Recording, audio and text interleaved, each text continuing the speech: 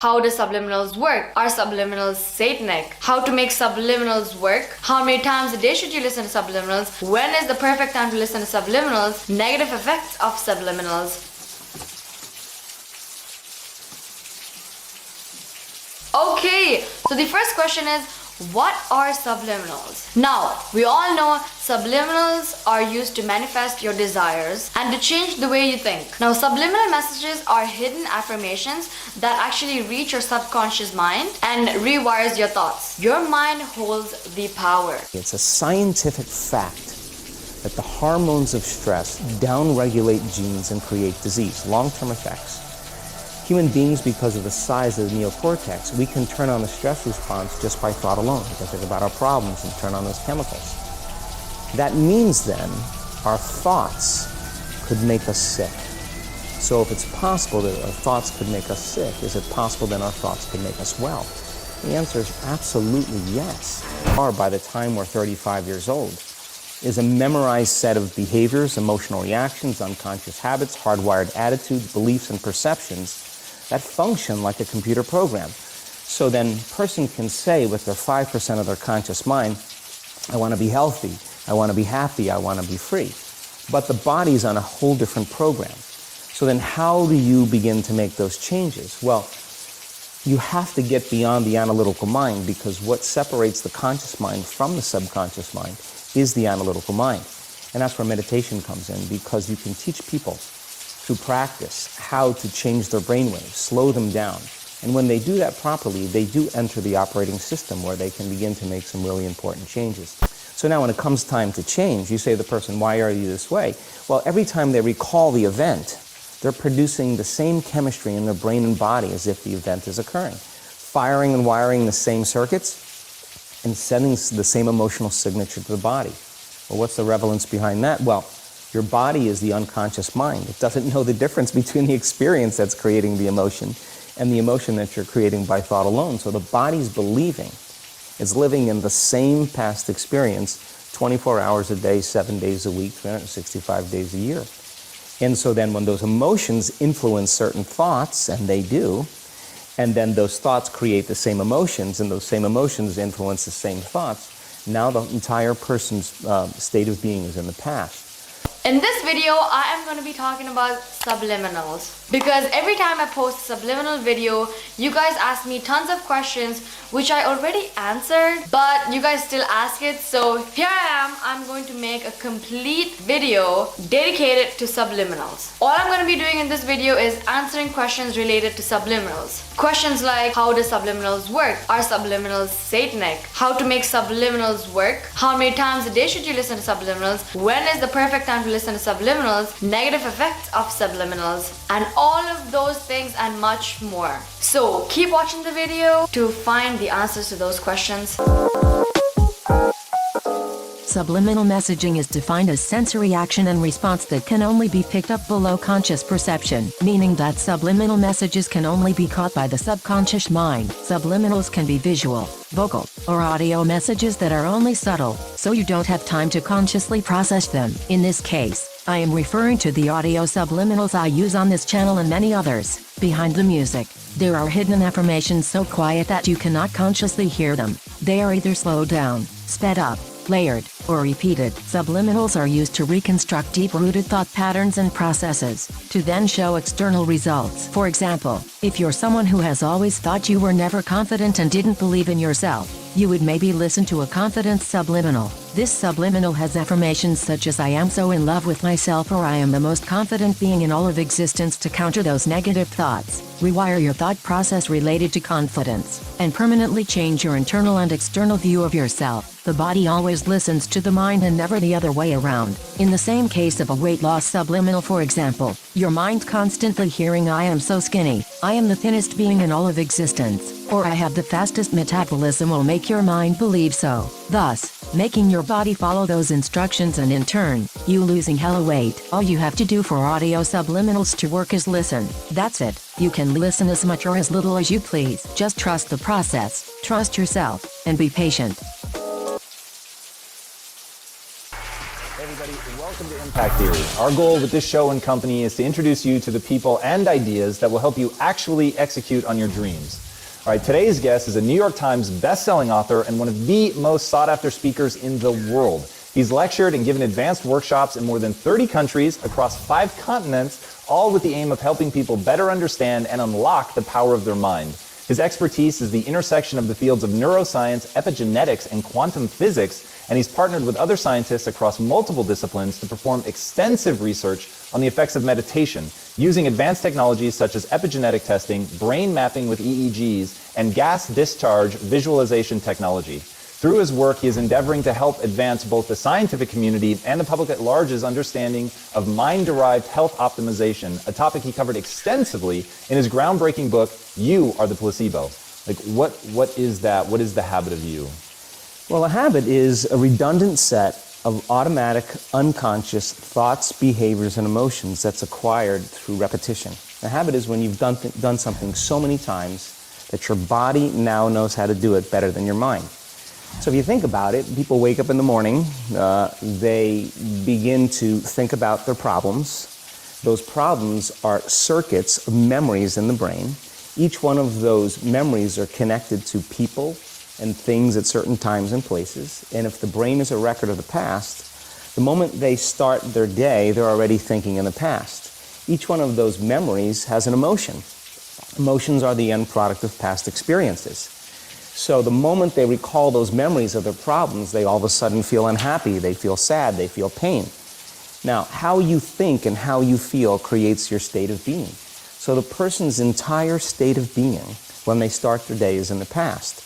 So what does that mean? The familiar past will sooner or later be predictable future. Subliminals are just another form of manifesting and shifting your reality, a natural skill that all of us have in order to attract and be part of the things we desire most. Remember that subliminals are only a tool. A hammer can't fix anything if no one is holding it to do the fixing. The same thing goes for subliminals. While subliminals are extremely helpful in manifesting, the power is still in your hands at the end of the day. There are plenty of ways to practice manifesting and law of attraction, but the simplest and easiest ways consist of these 3: self-affirming, visualizing, and acting as if. For example, if you're always thinking about being broke, you're going to be broke. Now, subconsciously, you could be doing that. So that is the reason you use subliminals. Throughout your day, say in your head or out loud, I am XYZ, or I have XYZ, to make your mind believe that you are, or have, what it is you desire. Counter every negative thought, or a thought you'd like to change in general, with a positive one to instantly reshape your thinking. Self-affirming, that means telling yourself affirmations throughout the day when you're doing random things, Let's say at the moment you're listening to, like I said earlier, confident subliminals. So what you do is, throughout the day you go like, I am so confident. I am so confident about my body. I'm so confident about this, that, and this. Technically, you already are the person who has what they desire, but that's a bunch of stuff for the topic of reality shifting, and we do not have time for that today. The only difference is that you're learning to tap into this energy to externally see results. Live your daily life as if you have the most money in the bank or the longest hair in the world. Naturally, it won't be acting anymore and will fruit into existence. To change your subconscious mind, to convince your subconscious mind that you are attracting money, you are not broke, you are rich, you are a millionaire, you attract all of those good things, and you convince your subconscious mind, you change the way you think. Now, how do you make them work? Now, there are a couple of ways to make them work. While listening to subliminals, you could actually act as if. That means acting as if your final result. For example, if you are not confident at the moment and you are listening to subliminals to increase your confidence, then you act as if you're already confident until you actually get there. Fake it till you make it, girl. Just smiling seems to have a positive effect on the brain, even if you're faking it. Turns out, your brain is a total idiot, and when it senses the muscles around your mouth are in a smiling position, it thinks you must be experiencing something humorous or joyous, and it kicks into gear, flooding your body with endorphins, in turn making you actually happy. People who listen to music together are having sex more often than people who listen to music apart. And the sex act lasts longer. Really? So you're saying turn on music when you have sex? Turn on music, get turned on. Close your eyes or daydream about the version of yourself that already has what it is you want. We have about 20 plus senses to use, so enable them to fully experience what having your desire truly feels like and sink into that energy. And the second method is visualizing, which is something that I do almost all the time when I'm trying to manifest something. You visualize your end goal. So when you're listening to subliminals, you visualize what you want. So for example, if you're listening to a subliminal to grow taller, you visualize yourself getting complimented for your height, or just you noticing differences and that making you happy. You actually don't even have to do any of this at all. You can easily set an intention and detach to let the magic happen on its own. All you have to do is know what you want. Remember that subliminals and all manifestation methods are just a tool. You can sit on your ass and still manifest. So don't depend on methods. All you have to do is know that you've got it and that it's coming. Or better yet, already here.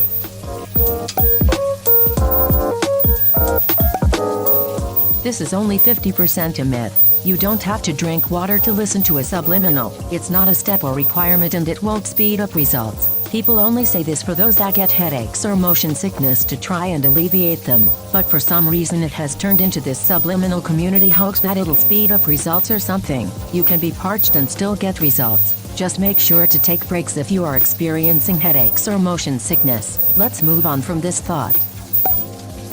To the dummy whoever started this blocking trend, send me your location because I just wanted to talk. Ladies, gentlemen, and non-binaries, you cannot block affirmations that are going to your subconscious mind. That is literally the point of your subconscious mind. It picks up every single little thing you've ever picked up with any sense you've used in your entire existence. If there is an affirmation you don't like in a subliminal, simply don't use the subliminal and move on, because your subconscious will still pick up all the affirmations it hears. Now, are subliminals dangerous? Yes, some subliminals could be dangerous. It could be made by the wrong people. Now, these type of problems have happened in the community before, and that is one of the reasons they want to keep the community very small. But I don't think that's a valid reason, but that is just my personal opinion. So you need to be very, very careful with whatever subliminal you choose to listen to, because you cannot control the affirmations that reach your subconscious mind. Now, how do you find good subliminals? Now, the only way you could actually do it is reading the comment section. Now, the comment section is a huge lifesaver. There are many people who comment stuff like, oh, it worked for me, this happened to me, this happened to me. And you know that when people are telling that it's working, it actually means that it's working. And the second thing is, if the subliminal maker has a lot of subscribers or it's a popular channel, but again, this is not like 100% guarantee thing, because there have been issues in the past where a lot of popular sub makers have made bad subliminal videos. Just a warning. Now, are earphones needed? No, it is not necessary, but it's recommended. How many times do you listen to a subliminal? You could listen to subs how much ever you want. It's your choice, but it also depends on the sub that you're listening to. Some sub makers actually recommend you to listen to it once a day, twice a day, or unlimited times. So always read the description, or it'll probably be in the beginning of the sub that you're going to listen to. Now, what do you do when you don't see results? Number one, you be patient and wait. It's not your fault that it's not working. Please remember that. Or try the methods that I mentioned earlier, like visualizing, scripting, acting as if, and one of the most important, believing in it. Now, we all know when you're trying to manifest something, you actually need to believe that it's going to happen, because I know a lot of people who try subliminals only for the sake of testing it out, just to see if it actually works or not. It does not work that way. If you want something, you have to believe in it, like 100%. You shouldn't be having any limiting beliefs. But either way, affirmations still work. It still goes through your subconscious mind and you will eventually get it. But still, stop with the limiting beliefs. Or probably it's not meant for you. You cannot get things that are not meant for you, and I highly believe that. There's so many things in life that was just not meant for me. And you know what? I was okay with that, because I always got something better. So if something does not work for you, just know maybe it's not the right time, or it's just not meant for you and something better is on its way. So what are those tingles you get while listening to subs? Well, they're not dangerous. It's not like a side effect or anything. Some people get it and it's just a way of response. Now, we all get those type of tingles when we listen to a very good song or when we listen to a very good speech. So it's just the way our body responds, and it's totally normal. It is not dangerous. It's not something bad. And not everyone's gonna experience it. Now, can you listen to multiple subs at the same time? Yes, you can, as long as the other subliminals that you are listening to does not contradict the results of what you're actually trying to manifest. Now, a good example is if you're listening to subliminals for bigger eyes, do not listen to subliminals for smaller eyes. Now, what time of the day is the perfect time to listen to subliminals? There is no perfect time. You listen to subliminals when you want to listen to subliminals, or when you can, or when you have the time to listen to subliminals. To do anything in life, there is no perfect time. You make the perfect time, okay? Now, what do you do while listening to subliminals? You could literally do anything. You could sleep, you could be eating, you could do your homework, you could be reading, you could be taking a shower. It does not matter. You could do anything. And there is a myth saying that you can't listen to subliminals while using electronic devices. That is not true. You could be on your phone and still listen to subliminals. It is totally cool. It is totally fine. Now, the last question is it a sin? It is not a sin. According to the research that I have done, it is not a sin. It's just how the human body works, how human nature works, and this is just science. And honestly, a lot of people, a lot of rich, successful people, creators do this without actually knowing a single thing about law of attraction. So according to research and according to stuff like this, no, it is not a sin until proven otherwise. Again, your subconscious picks up literally everything. It understands all the languages you've ever heard. While using subliminals in the language you are fluent in may be more effective, it's not a requirement and you can use any subliminal with any language. Tingles are just a response. It's similar to those who have synesthesia and see color while listening to music. But not everyone sees the same color to the same song. Not everyone responds the same to subliminals. But that doesn't mean it doesn't work if you don't get tingles or any sensations. I personally only get tingles when I'm using a new subliminal for the first time, but after that, they go away. That doesn't change the fact that they work. Also false. This is not a case of trying to persuade your mom to get you an iPhone because you just need it. This is the mind and body, call and response. While it may help with speeding up results, it is going to work regardless of whether you believe in them or not. A fat-ass lie. As I keep reiterating, your subconscious mind picks up everything. You can have 1 or 1 million subliminals in your playlist and still get your results in a month, or however long it takes for you to see them. Shorter or longer playlists are not better or more effective. Just do what you want, LOL. LMAO. At this point, I am convinced you all are making shit up. It's only a recommendation that subliminals not be downloaded in MP3 format because it's the lowest and most lossy form of audio conversion. But it really doesn't matter. Download in whatever format you'd like because they still work regardless. I already made a post about this in my community tab, but I will reiterate it here. Boosters and flushers are very popular in the subliminal community, but it is considered an unpopular opinion to say that they don't really do anything. I have a mini booster included in all of my subliminals because, to an extent, I do think they help. But I will not be making a full subliminal that is just a booster or flush because I don't use them myself, nor do I think they make that big of a difference in your subliminal using. As for flushes, those are really only necessary for when you experience using a subliminal that has bad or negative affirmations in them. You don't need to flush if you're starting a new playlist with different or new subliminals. That makes zero sense. Your subconscious literally remembers everything, which means there's no point in flushing if you start a new playlist. Again, you would only use a flush in the event I just described to essentially reprogram any negative or bad affirmations. As I said plenty times earlier, you are the one manifesting complete results, and that is all of your own prerogative of when and how quickly these two things happen. So, if you believe that your thoughts have something to do with your destiny, and you can't think greater than how you feel, or feelings have become the means of thinking, by very definition of emotions, you're thinking in the past. And for the most part, you're going to keep creating the same life. So then people grab their cell phone, they check their WhatsApp, they check their text, they check their emails, they check Facebook, they take a picture of their feet, they post it on Facebook, they tweet something, they do Instagram, they check the news, and now they feel really connected to everything that's known in their life. And then they go through a series of routine behaviors.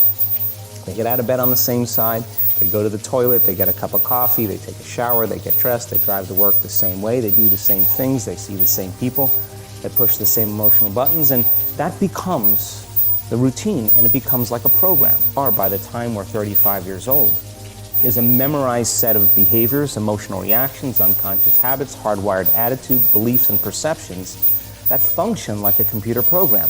So then a person can say with their 5% of their conscious mind, I want to be healthy, I want to be happy, I want to be free. But the body's on a whole different program. So then how do you begin to make those changes? Well, you have to get beyond the analytical mind, because what separates the conscious mind from the subconscious mind is the analytical mind. And that's where meditation comes in, because you can teach people through practice how to change their brainwaves, slow them down. And when they do that properly, they do enter the operating system where they can begin to make some really important changes.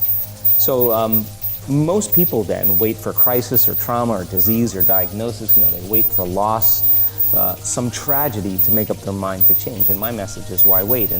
And you can learn and change in a state of pain and suffering, or you can learn and change in a state of joy and inspiration. So now when it comes time to change, you say to the person, why are you this way? Well, every time they recall the event, they're producing the same chemistry in their brain and body as if the event is occurring, firing and wiring the same circuits and sending the same emotional signature to the body. Well, what's the relevance behind that? Well, your body is the unconscious mind. It doesn't know the difference between the experience that's creating the emotion and the emotion that you're creating by thought alone. So the body's believing it's living in the same past experience 24 hours a day, 7 days a week, 65 days a year. And so then when those emotions influence certain thoughts, and they do, and then those thoughts create the same emotions, and those same emotions influence the same thoughts, now the entire person's state of being is in the past. So then the hardest part about change is not making the same choices you did the day before, period. And the moment you decide to make a different choice, get ready, because it's going to feel uncomfortable. This is just how we function as human beings. We just slide another reason to feel those emotions. So I think when people start to understand this, I think knowledge is power, but knowledge about yourself is self-empowerment. So how much of this is really learning to just bifurcate the world into, there's negative emotions that have negative neurochemistry associated with, and you said that in those states, if you're living in a perpetual state of stress hormones and things like that, illness is like a step away. And then just the other side of that is understanding, but there's this whole other side of positive energy, which happiness, joy, empowerment, whatever that neurochemical cocktail is, but that when you're on that side, your immune system is more likely to function well. Like, is that just sort of bringing it down to like a really base level? Is that sort of one of the big pieces? Well, let's talk about it in terms of survival or creation. As I said, 70% of the time, people live in stress, and living in stress is living in survival. Now, all organisms in nature can tolerate short-term stress. A deer gets chased by a pack of coyotes. When it outruns the coyotes, it goes back to grazing and the event is over. And the definition of stress is when your brain and body are knocked out of balance, out of homeostasis. The stress response is what the body innately does to return itself back to order. So you're driving down the road, someone cuts you off, you jam on the brakes, you give them the finger, and then you settle back down and the event is over, and boom, now everything's back to normal. But what if it's not a predator that's waiting for you outside the cave, but what if it's your coworker sitting right next to you, and all day long you're turning on those chemicals because they're pushing all your emotional buttons. When you turn on a stress response and you can't turn it off, now you're headed for disease, because no organism in nature can live in emergency mode for that extended period of time. It's a scientific fact that the hormones of stress downregulate genes and create disease, long-term effects. Human beings, because of the size of the neocortex, we can turn on the stress response just by thought alone. We can think about our problems and turn on those chemicals. That means then our thoughts could make us sick. So if it's possible that our thoughts could make us sick, is it possible then our thoughts could make us well? The answer is absolutely yes. So then, what are the emotions that are connected to survival? Let's name them. Anger, aggression, hostility, hatred, competition, fear, anxiety, worry, pain, suffering, guilt, shame, unworthiness, the envy, jealousy, those are all created by the hormones of stress. And psychology calls them normal human states of consciousness. I call those altered states of consciousness. So then we tend to remember those traumatic events more because in survival, you better be ready if it happens again. And when the survival gene is switched on, you could have 10 really great things that happen to you in your day. And you just have one bad thing that happens and you cannot take your attention off that unhappy thing because survival gene is switched on. It's really interesting. How does epigenetics come into play in all this? Like, what's actually happening? You talked pretty profoundly about proteins and like really at a deep level how we're signaling to our genetics to create these kinds of changes. What does that actually look like?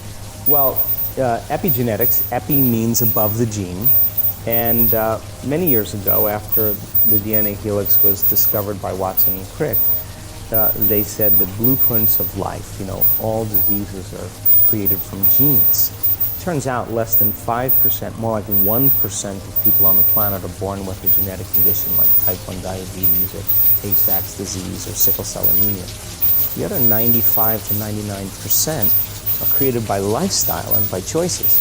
You can take two identical twins, exact same genome.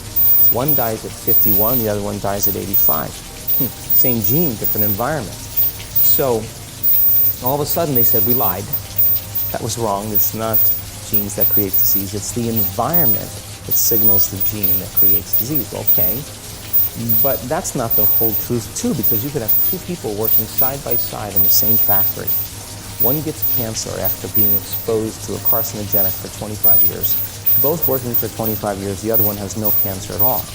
So there must be some internal order that would cause one person to not get it while another one does. So is it possible then, if the environment signals the gene, and it does, and the end product of an experience in the environment is called an emotion, can you signal the gene ahead of the environment by embracing an elevated emotion?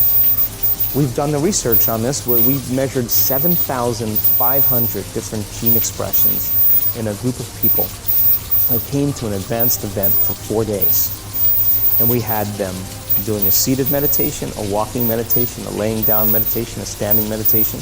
And at the end of 4 days, just 4 days, the common 8 genes that were upregulated, 2 genes to suppress cancer cells and tumor growth, 2 genes for neurogenesis, the growth of new neurons in response to novel experiences and learning, the gene that signals stem cells to go to damaged areas and repair them, the gene for oxidative stress was upregulated. You started seeing all these genes that are very, very healthy to cause the body to flourish. Imagine if people were doing that for 3 months. We also measured telomeres, the little shoestrings on the end of DNA that tell us our biological age. We asked people to do the work, meditation, 5 out of 7 days for 60 days. Measure their telomeres to determine their biological age. 60 days later, 74% of the people lengthened their telomeres. 40% significant change. 20% a very remarkable change. That means that they got a little bit of their life back. If it lengthened by 10%, they got 10% of their life back. Before I ask my last question, tell these guys where they can find you online. Sure, my website is just drjoedispenza.com. You can follow us on Facebook, Twitter, Instagram. We're all over. And then my final question, what's the impact that you want to have on the world?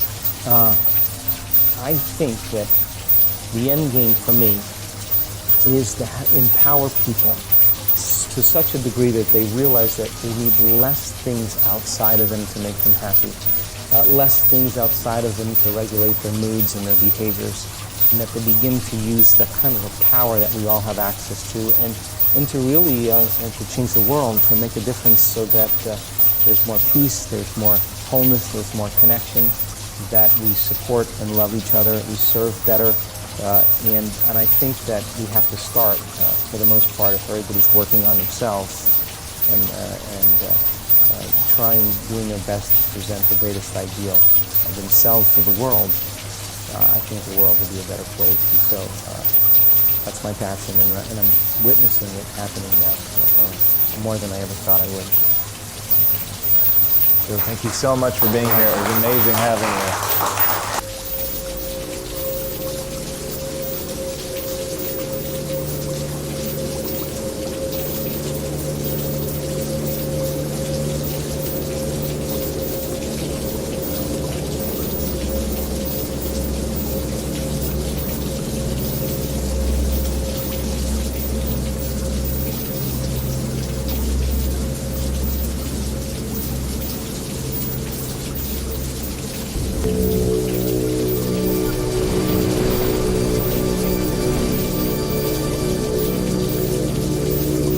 Welkom bij een nieuwe Ramawaar. Vandaag gaan we het hebben over lucide dromen. Het moment dat je je bewust bent van het feit dat je droomt. De luciditeit begint meestal in het midden van een gewone droom. Als de dromer zich opeens beseft dat zijn ervaringen niet echt zijn. Meestal nadat er iets ongelooflijks of ongebruikelijks gebeurt. Zoals vliegen bijvoorbeeld. Sommige mensen worden lucide zonder duidelijke aanwijzingen. De mate van luciditeit kan per persoon variëren. Maar bij een hoge mate van luciditeit heeft de dromer in de gaten dat de gebeurtenissen zich in zijn hoofd afspelen en dat er geen echt gevaar dreigt. Dat hij in werkelijkheid in bed ligt en ieder moment wakker kan worden. Bij een lage mate van luciditeit is de dromer zich bewust genoeg om de gebeurtenissen te sturen, maar onvoldoende om zich te realiseren dat ze niet echt zijn. Lucide dromers beschrijven hun dromen vaak als spannend, kleurrijk en fantastisch. Sommigen beschouwen het als een spirituele ervaring. Beweren dat het hun leven en hun visie op de wereld heeft veranderd. Lucide dromen blijven de dromen beter bij dan ander soort dromen, zelfs beter dan nachtmerries. Bij lucide dromen heb je dus door dat je droomt terwijl je aan het slapen bent. Je kan de droom op deze manier sturen en je maakt de droom compleet bewust mee. In 1981 publiceerde Stephen LeBark, een Amerikaanse psychofysioloog, een studie waaruit bleek dat mensen tijdens hun droom via oogsignalen aan konden geven dat ze lucide waren. De oogsignalen en hersengolven werden via elektrodes geregistreerd. En sindsdien is lucide dromen een wetenschappelijk geaccepteerd verschijnsel. Hij heeft er ook een aantal boeken over geschreven, zoals Exploring the World of Lucid Dreaming. Een aanrader als je hier echt dieper in op wil gaan. Oké, lucide dromen zijn dus wetenschappelijk bewezen. En we weten nu wat een lucide droom is. Maar is het ook mogelijk voor jou en mij om lucide te dromen? Volgens verschillende experts is het voor iedereen mogelijk om dit te leren. Zolang je maar genoeg discipline hebt.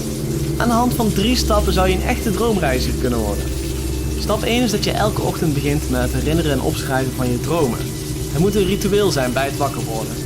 Denk niet aan je zorgen en vooral niet aan hoe moe je bent. Laat je eerste gedachte zijn, waarover heb ik zojuist gedroomd?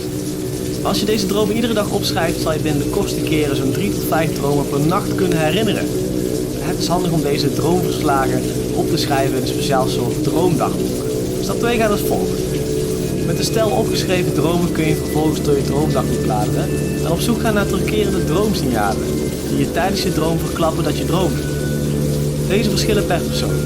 Probeer een antwoord te vinden op de vraag wat jouw dromen nu zo droomachtig maken. Hoe scherper je dit voor jezelf kunt formuleren, hoe gemakkelijker het wordt om dromen de volgende keer tijdens de droomslaap te herkennen. Stap 3 is prent jouw terugkerende droomsignalen goed in je hoofd. Zodat je de eerstvolgende keer wanneer je droomt kunt herkennen dat je droomt. En voilà, je bent lucide geworden. Vanaf het moment dat je weet dat je aan het dromen bent, kun jij de droom besturen. Onze alledaagse dromen worden voornamelijk vormgegeven door wat wij tijdens de droom denken dat normaal en mogelijk is. Maar zodra we lucide worden en dus weten dat we dromen, kunnen we expres het abnormale en onmogelijke beginnen te denken. Dan bepaalt enkel jouw verbeeldingskracht de grens van wat mogelijk is. En kun je jouw dromen zo gek maken als je zelf wil. Kun jij al lucide dromen? Of ga je het proberen? Laat het me weten in de reacties. Bedankt voor het kijken en tot de volgende.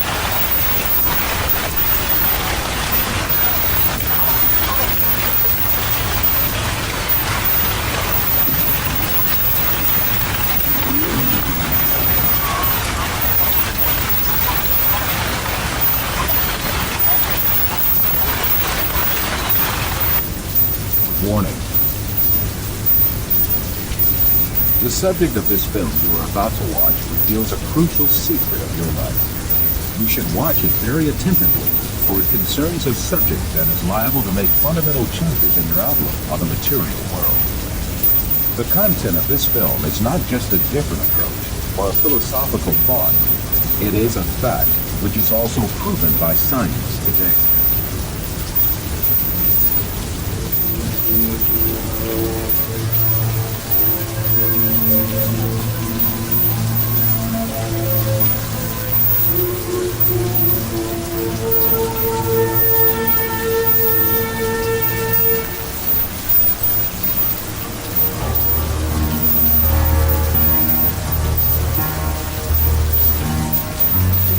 Man is conditioned right from the beginning of his life that the world he lives in has an absolute material reality.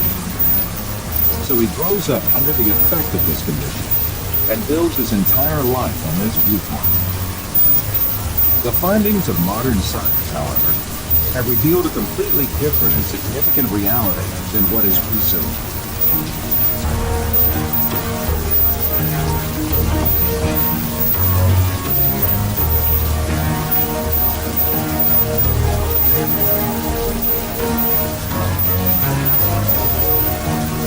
All the information that we have about the external world is conveyed to us by our five senses. The world we know of consists of what our eyes see, our ears hear, our noses smell, our tongues taste, and our hands feel. Man is dependent on only those five senses since birth.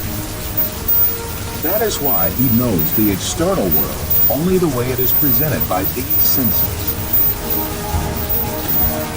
Yet, scientific research carried out on our senses has revealed very different facts about what we call external world. And these facts have brought to light a very important secret about matter, which makes up the external world.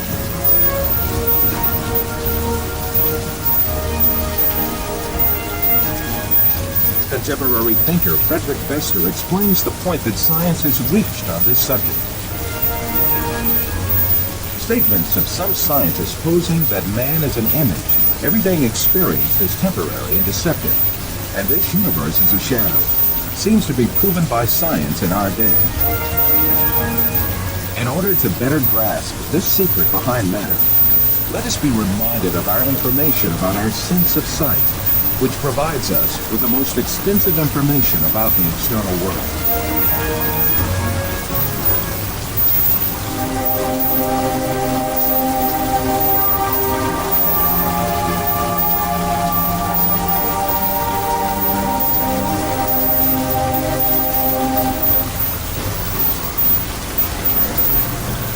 The act of seeing is realized progressively.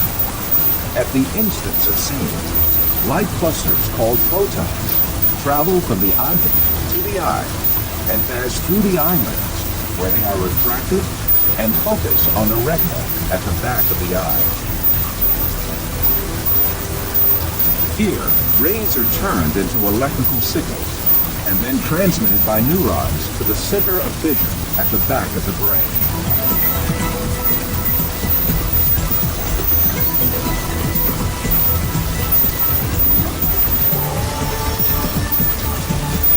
The act of seeing actually takes place in this center in the brain.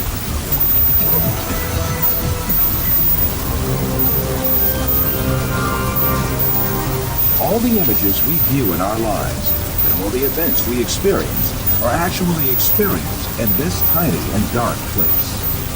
Both the film you are now watching and the boundless landscape you see with your gaze to be arising actually fit into this place of a few cubic centimeters.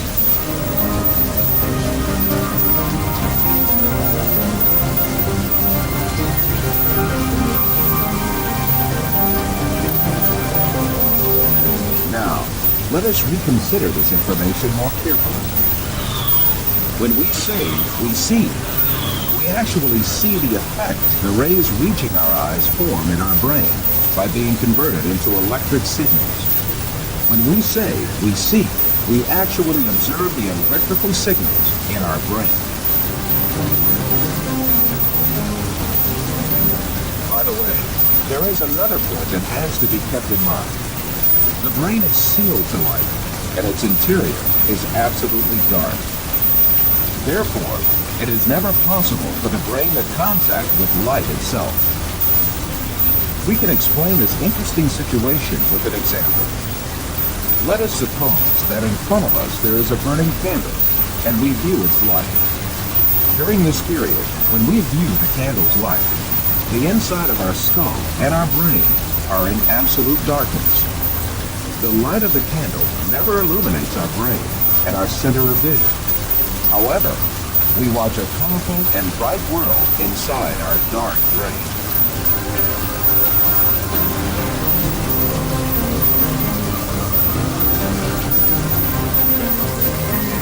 The same situation applies to all our other senses. Sound, touch, taste, and smell are all perceived in the brain as electrical signals. Therefore, our brains throughout our lives do not confront the original of the matter existing outside us, but rather an electrical copy of it formed inside our brain. It is at this point that we are misled by assuming these copies are instances of real matter outside us.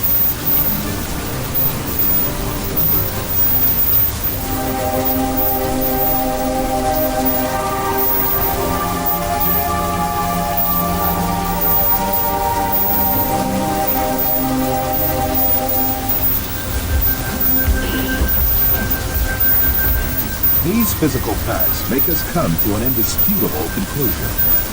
Everything we see, touch, hear, and perceive is matter. The world, or the universe, is only electrical signals in our brain.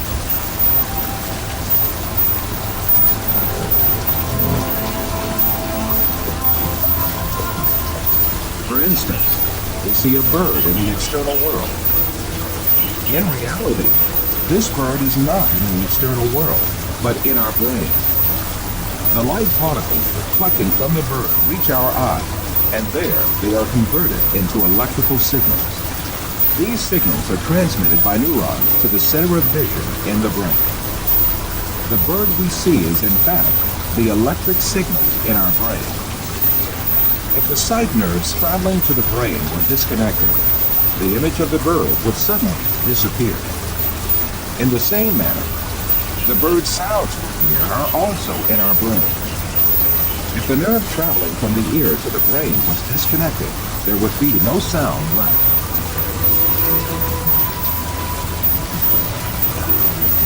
Put simply, the bird, the shape of which we see, and the sound of which we hear, is nothing but the brain's interpretation of electrical signals.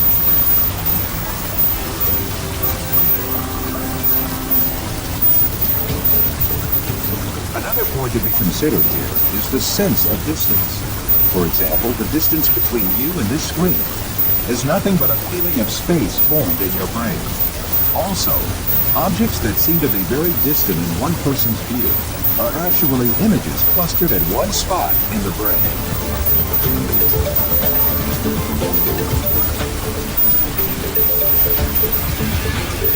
For instance, someone who watches the stars in the sky assumes that they are millions of light years away from him. Yet the stars are right inside himself, in the center of vision of his brain.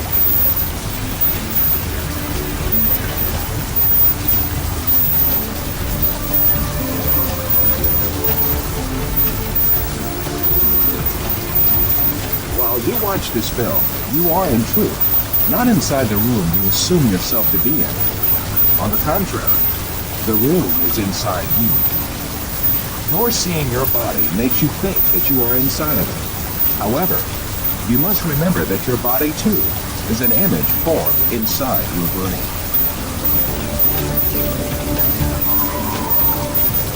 So far, we have been speaking repeatedly of an external world and a world of perceptions formed in our brain, the latter of which is what we see. However, since we can never actually reach the external world, how can we be sure that such a world really exists? Definitely we cannot. The only reality we cope with is the world of perceptions we live within our minds.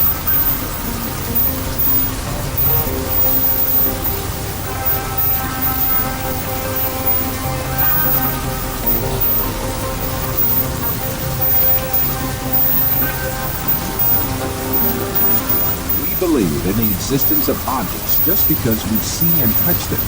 and they are reflected to us by our perceptions.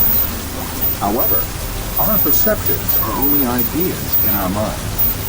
Thus, objects we captivate by perceptions are nothing but ideas, and these ideas are essentially in nowhere but our mind. Since all these exist only in the mind, then it means that we are beguiled by deception when we imagine the universe and things to have an existence outside the mind. To imagine matter to have an existence outside the mind is indeed a deception. The perceptions we observe may well be coming from an artificial source. It is possible to see this in the mind's eye by an example.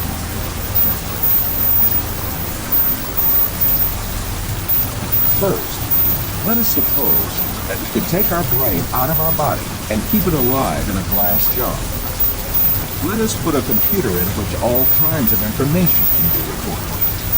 Finally, let us transmit the electrical signals of all the data related to a setting, such as image, sound, and smell, to this computer.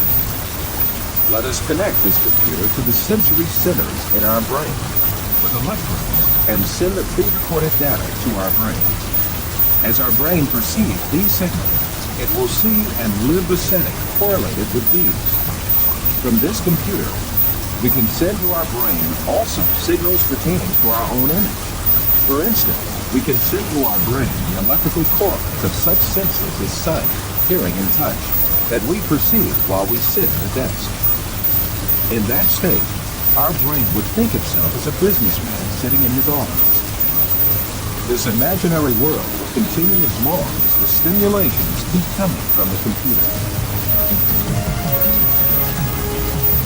We would never realize that we only consist of a brain. It is indeed very easy for us to be deceived into believing perceptions without any material correlates to be real.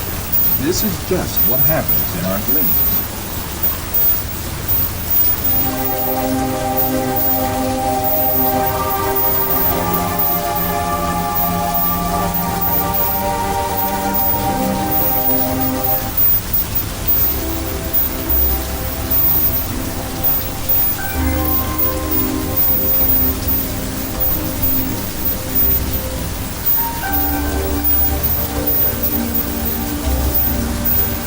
For you, reality is all that can be touched with the hand and seen with the eye. In your dreams, you can also touch with your hand and see with your eyes. But in reality, you have neither hand nor eye, nor is there anything that can be touched or seen. Taking what you perceive in your dream to be material realities, you are simply deceived.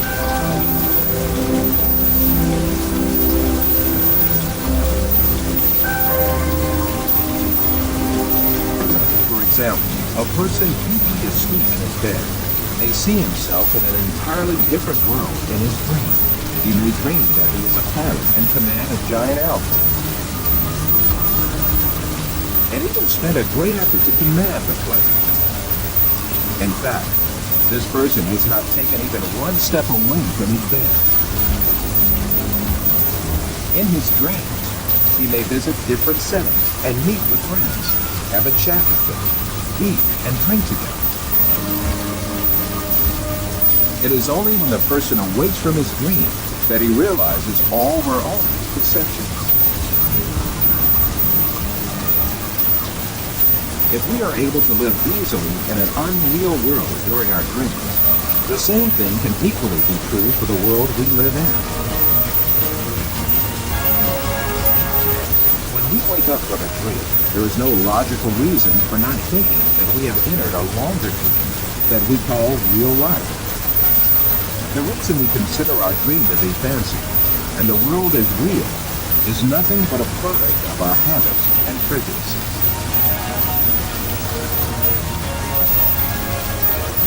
This suggests that we may well be awoken from the life on earth, which we think we are living right now, just as we are awoken from a dream.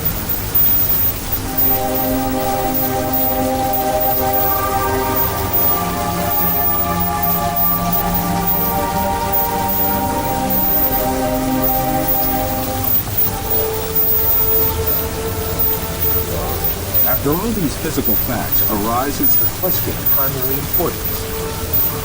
If all physical events that we know are intrinsically perceptions, what about our brain?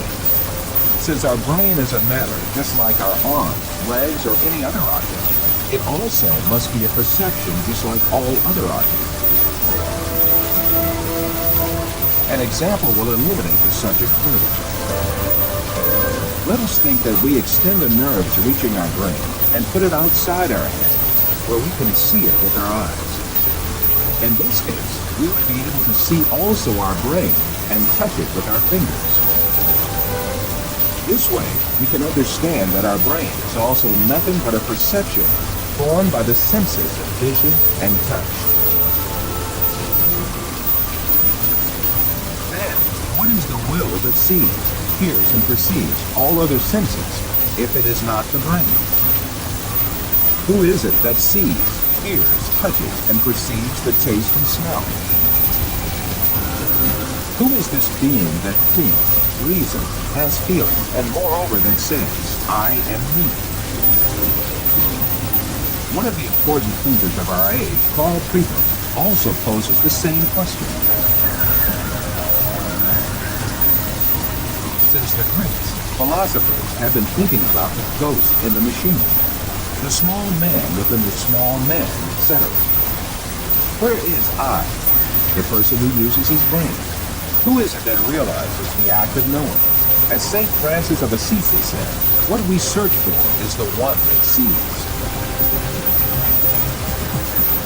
In fact, this metaphysical being that uses the brain, that sees and feels, is the soul. What we call the material world is the aggregate of perception viewed and felt by this soul. Just as the bodies we possess and the material world we see in our dreams have no physical reality, the universe we occupy and the bodies we possess now also have no physical reality. The real absolute being is the soul. Matter consists merely of perceptions viewed by the soul. Yes, even if we start with the presupposition that matter is real, the laws of physics, chemistry, and biology all lead us to the fact that matter consists of an illusion and to the inevitable actuality of a metaphysical matter. This is the secret beyond matter. This fact is so definite that it alarms some materialist scientists who think matter to be the absolute being. Science writer Lincoln Barnett says in his book, The Universe in Einstein, along with philosophers' reduction of all objective reality to a shadow world of perception, scientists have become aware of the alarming limitations of man's senses.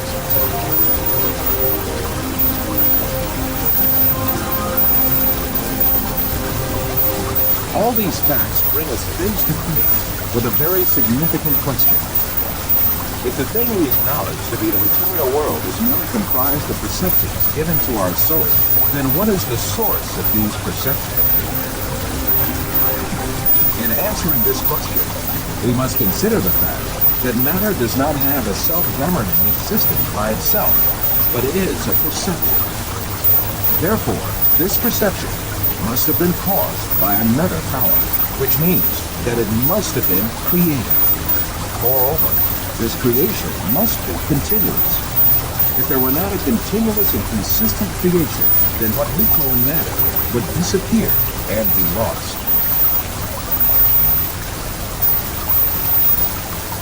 This may be likened to a television on which a picture is displayed, as long as the signal continues to be broadcast. If the broadcast stops, the image on the screen will also disappear.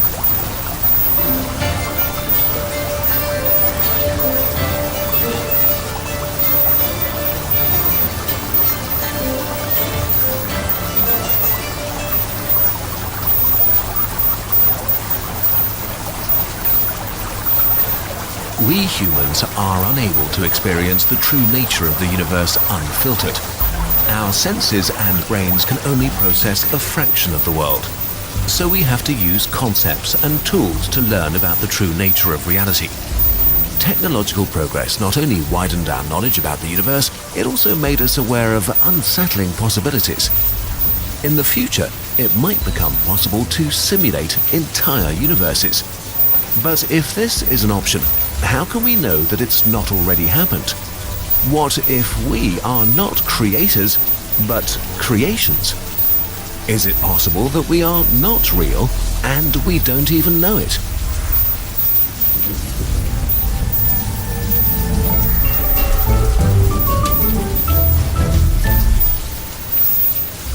If our current understanding of physics is correct, then it's impossible to simulate the whole universe with its trillions and trillions of things. But we don't actually need to anyway. We only need enough universe to fool the inhabitants of our simulation into thinking that they're real. Who needs billions of galaxies? We only need the space our subjects are allowed to explore. The vast universe could just be a flat projection, and they would have no way to know. What about small things like cells or bacteria? We don't really need them. When you use a microscope, what you see could be instantly created. Same with atoms. The chair you're sitting on right now does not need to be simulated with quadrillions of atoms. We just need the outermost layer of it. It might be empty inside until you decide to break it open. Your body might feel like it's filled with bubbly things, but it might be empty until you open it. The minimum requirement for our simulation is only the consciousness of our virtual humans. Our subjects just need to think the simulation is real. Okay, so are we being simulated? Well, maybe, but there are a few conditions that need to be met. Obviously, we have no authority over this topic, so please take everything we say with a grain of salt. Based on a modified version of the original simulation argument by Nick Bostrom, we have 5 assumptions for you. If they're true, you, dear viewer, are living in a simulation. Assumption 1. It's possible to simulate consciousness. Nobody knows what consciousness is. For the sake of argument, let's assume that you could generate consciousness by simulating a brain. Brains are pretty complex. If you count every interaction between synapses as one operation, your brain runs at about 10 to the power of 17, or 100 million billion operations per second. Let's generously assume we need 10 to the power of 20 operations to simulate 1 second of human consciousness. But we don't want to simulate just one human, we want to simulate all of human history at once so we can skip around. Let's say we want to simulate 200 billion humans with an average lifespan of 50 years.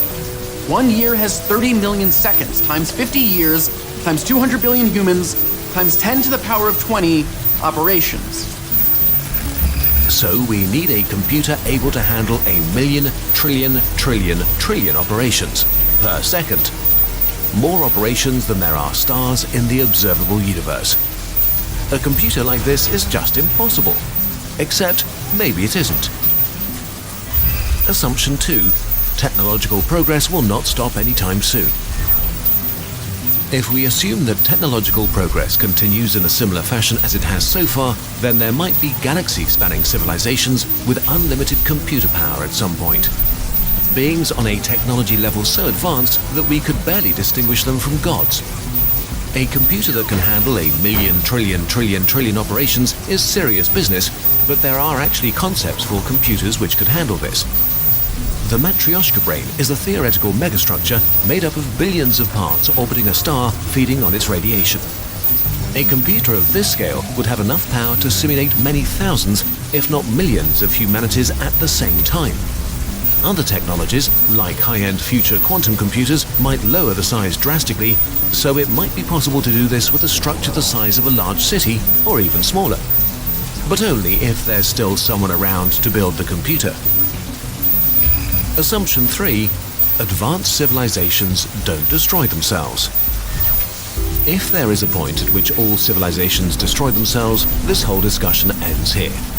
Looking into space, you'd expect a universe filled with millions of alien civilizations, but we see nobody. The reason for this might be great filters. Great filters are barriers life has to overcome, like nuclear war, asteroids, climate change, or a black hole generator. If life is inherently self-destructive, then there are no simulations. We explain this in more detail in our Fermi paradox video. Assumption 4. Super advanced civilizations want to run simulations. When we speak of post-human civilizations, we don't know what we're dealing with. To think we know what beings as powerful as gods want is pretty arrogant. Imagine the smartest ant on Earth living next to an amusement park. It's curious about what humans are up to, so you try to explain. Unfortunately, the ant just doesn't understand. The concept of roller coasters and standing in lines and holidays and fun doesn't make sense to an ant living an ant life.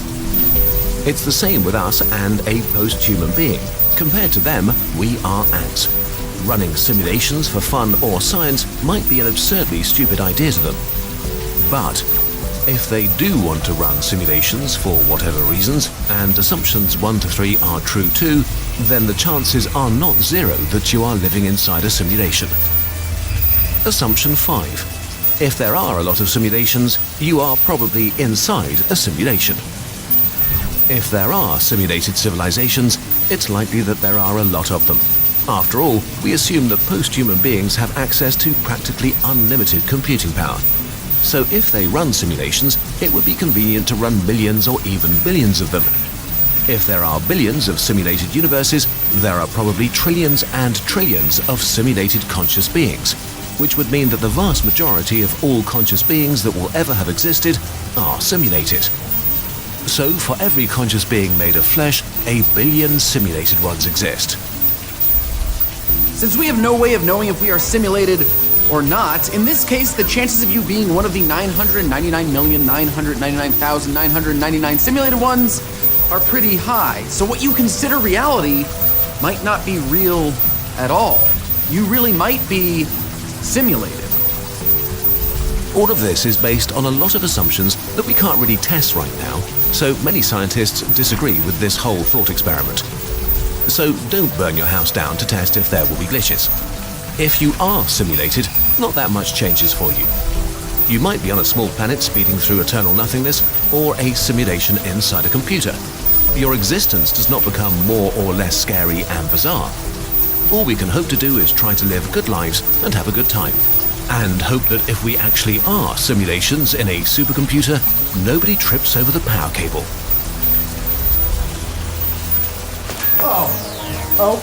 Oh no. I think I just unplugged the simulation.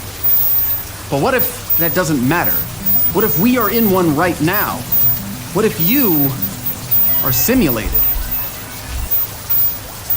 En tot de volgende. Graag, maar waar.